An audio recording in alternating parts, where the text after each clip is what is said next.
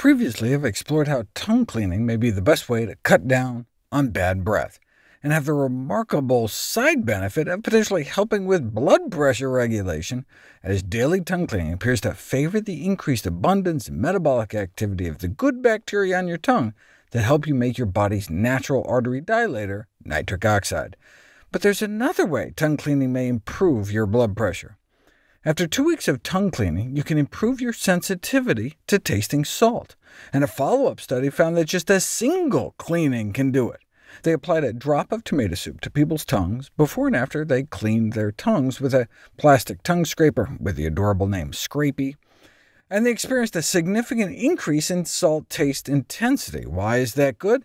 Because if a simple tongue cleaning could change the perceived intensity of salt, it could be used to rapidly make lower salt concentrations more acceptable to people without changing the palatability of the food. They therefore recommend that people scrape their tongue every day in order to adapt to foods with lower salt concentrations to effectively decrease their taste for death. After all, excess sodium intake is the deadliest thing about the human diet, responsible for millions of deaths every year. So that benefit alone could justify tongue cleaning. OK, so what's the best way to do it? A systematic review and meta-analysis conclude that tongue cleaning offers benefits. However, there is insufficient evidence to recommend a specific frequency, duration, or method of tongue cleaning. But let's see what data are out there. Tongue scraping was found to be slightly more effective than tongue brushing in treating bad breath, perhaps due to the fact that the width of a toothbrush is smaller than the width of a tongue scraper. But there are now toothbrushes on the market with a tongue scraper on the back of their head.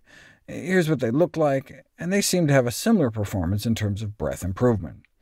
Some people feel that tongue brushing is more gag-inducing than tongue scraping, so appear to prefer scrapers.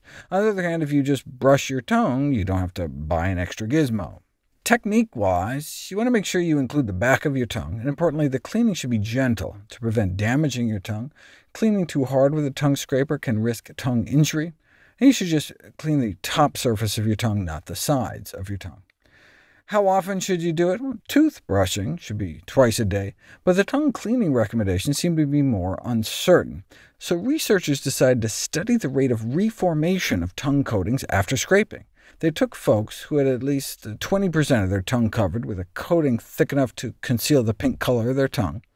They started out with about a third of their tongue covered, and scraping reduced it to under 10%.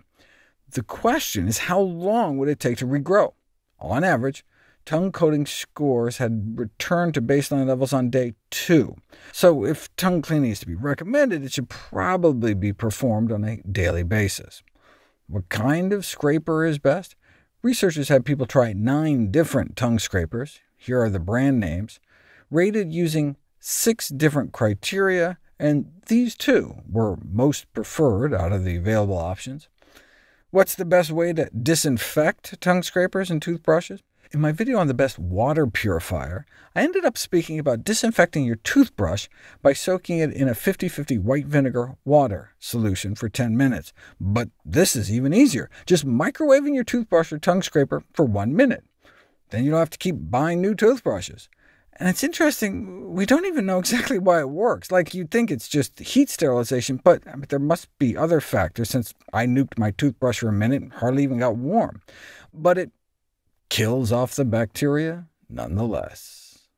What about all the fancy new tongue cleaners on the market? Throughout the last century, there have been many U.S. patents on various ingenious tongue cleaning devices. I mean, how much money can you make selling plain little cheap plastic ones? So how about an ultrasound tongue cleaner, or tongue cleaning using a high-speed vacuum ejector, or a suction tongue cleaning device like a tongue Roomba?